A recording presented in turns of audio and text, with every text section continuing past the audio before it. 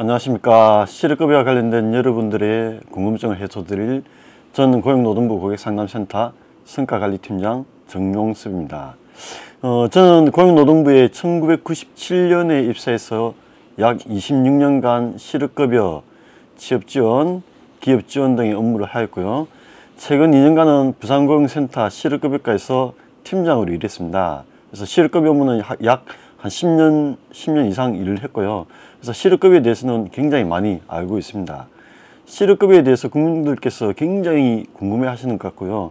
요즘 인터넷이라든가 유튜브 등에 실업급여에 대한 내용들이 많이 올라와 있습니다. 근데 실제 고용센터 실업급여 업무를 하고 있는 담당 공무원의 살아있는 정보를 제공드려야지만 국민들께서 실업급여에 대해서 제대로 알지 않을까라고 생각합니다. 우선 실업급여가 무엇일까요? 많은 분들이 알고 계시듯 실직을 했을 경우에 그 실직 기간 동안에 받는 것을 실업급여다라고 이야기하시는데요. 정확하게 말씀드리면 실직 상태에서 재취활동을 하는 데 있어서 필요한 지원을 해주는 지원금이다라고 보시면 되는 것입니다. 인터넷이라든가 유튜브라든가 이런 데 보면 실업급여와 관련된 내용들이 굉장히 많이 올라와 있습니다.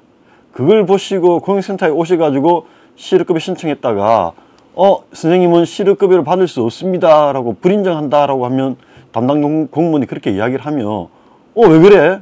인터넷은 분명히 된다고 했는데 너는 왜 안 된다고 하는 거야? 하고 화를 많이 내시는데요. 요거는 실업급여 수급자격이 인정된다 안 된다라는 것을 결정하는 사람은 고용센터의 담당 공무원입니다. 담당 공무원한테 직접 실업급여 수급 자격에 대한 상담을 받으신 것이 굉장히 중요하다.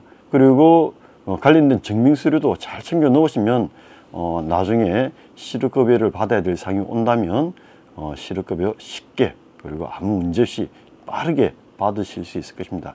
꼭 제가 말씀드린 거 잘 명심하시고 실업급여에 대해서 명확하게 아시는 것이 중요할 것 같습니다. 그러면 근로자분들의 실업급여 수급 자격 요건이라든가 자격 판단은 어떻게 되는지 다음과 같이 천천히 제가 여러 가지 안내를 해드리겠습니다. 간단하게 말씀드리겠습니다. 첫 번째, 이직일 이전 18개월 기간 동안에 피보험 단위 기간을 합산해서 180일 이상이 되어야 된다라는 부분은 많이 보셨을 겁니다. 여기서 법적 용어가 너무 어렵다고 하시는데요. 그 이직일이 무엇이냐? 사업주와 근로관계가 끝나는 마지막 날, 즉 마지막 근로한 날이라고 보시면 되겠습니다. 예를 들면 6월 30일까지 근무하고 퇴사했다라고 하면 6월 30일이 마지막 날입니다.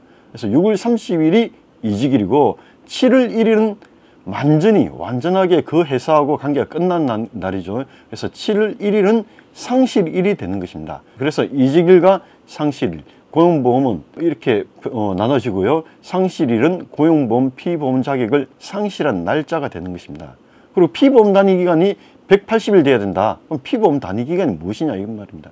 즉 이직일, 즉 퇴사한 날을 기준으로 해가지고 이전 18개월, 1년 6개월 동안에 고용보험에 가입해가지고 임금을 받은 유급 일수를 말한다고 보시면 되겠습니다. 보수지급 기초 일수라고 하는데요.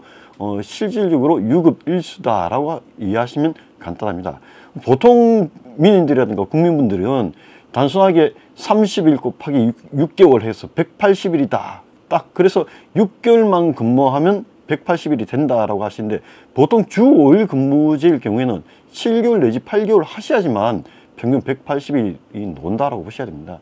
왜 그러냐면 주 5일제 근무인 분들은 월요일부터 금요일까지 5일 그리고 일요일이 주휴 그렇게 되기 때문에 일주일이 7일이 아니라 6일이 됩니다. 6일. 그래서 6개월 근무하면 180일이 안 나오게 됩니다.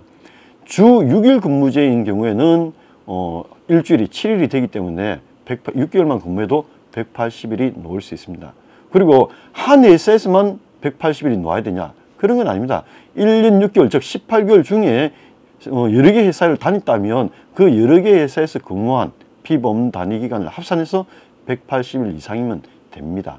그래서 그리고 이직일 당시에 1주간의 소정 근로시간이 15시간 미만, 근로일이 2일 이하인 근로자도 초단시간 근로자라고 하는데요. 24개월 동안에 90일 이상 근로한 사람을 초단시간 근로자라고 합니다. 이런 분들도 24개월 중에 180일 이상이 되면 실업급여를 받을 수 있습니다. 네, 그리고 두 번째입니다. 두 번째는 근로의 의사와 능력이 있음에도 불구하고 취업하지 못한 상태에 있어야 됩니다. 즉 실직 상태에 있어야 된다라는 것이고요. 직장에 다니고 있으면 실업급여 당연히 안 된다 이 말이죠. 세 번째입니다. 실업인정 기간 중에 재취업을 위한 노력을 적극적으로 해야 된다라는 것입니다. 앞에서도 말씀드렸다시피 재취업 활동에 대한 지원금이니까 재취업을 위한 노력을 적극적으로 해야지만 가능한 것이고요. 그에 따라서 구직 활동을 했다는 것을 증명을 해야지만 실업급여를 받을 수가 있습니다. 네 번째입니다. 네 번째도 굉장히 중요한 부분인데요.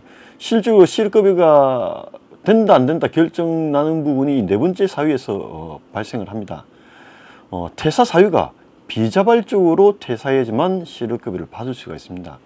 보통 이제 비자발적 퇴사라고 하면 계약기간 만료라든가 근고사직, 해고, 정년퇴직 이런 것들을 비자발적 퇴사라고 하는데요. 이 중에서 이제 민원인들이 많이 이제 궁금해하는 것들 중에 하나가 계약기간 만료입니다. 계약기간 만료가 될 시점에 사업주가 재계약을 하자고 했는데도 불구하고 자기가 거부를 한다면 자진 퇴사가 됩니다. 이걸 꼭 명심하셔야 되고요. 회사에서 재계약을 안 하겠다라고 하면 계약기간 만료가 된다라는 것입니다. 그리고 이직 사유가 아까 말씀드렸다시피 비자발적으로 퇴사해야 된다라고 했는데 수급자에게 제한 요건이라는 게 있습니다. 제한 사유. 이 제한 사유에 해당되지 않아야 됩니다. 첫 번째가 형법이라든가 직무와 관련된 법률 위반으로 금고 이상의 형을 선고받은 경우에는 실업급여를 받을 수가 없습니다. 두 번째, 사업에 막대한 지장을 초래하거나 재산상 손해를 끼친 경우에도 실업급여를 받을 수 없는데요. 자세한 내용은 고용보험법을 보시면 자세한 내용들이 올라가 있으니까 법을 좀 참조하시기 바라겠습니다. 세 번째가 정당한 사유 없이 근로계약 또는 취업규칙 등에서 정하는 그 사유를 위반해 가지고 장기간 무단결근을 한 경우에 본인이 중장기책 사유에 가지고 수급자격이 제한됩니다. 약 5일 이상 무단결근을 하면 해고를 한다라는 규정들이 보통 많이 있습니다. 이럴 경우에는 실업급여를 받을 수 없기 때문에 이런 부분도 좀 꼭 명심을 하시면 나중에 실업급여 받는 데 도움이 될 거라고 생각합니다. 자, 지금까지 제가 실업급여 수급 자격 요건에 대해서 간단하게 말씀드렸는데요. 국민들도 이걸 알으셔야 됩니다. 그리고 그래야지만 나중에 내가 퇴사할 때 실업급여를 아무 문제 없이 받을 수 있는 것이기 때문에 사전에 퇴사를 하시기 전에 고용센터라든가 고객상담센터에 전화를 하신다든가 아니면 직접 고용센터를 방문해 가지고 상담을 받으시면 나중에 많은 도움을 받을 수가 있을 것 같습니다. 자, 그러면 자발적으로 퇴사했을 경우 그리고 그 중에서도 질병이라든가 부상으로 퇴사했을 경우에 실업급여를 어떻게 하면 받을 수 있냐,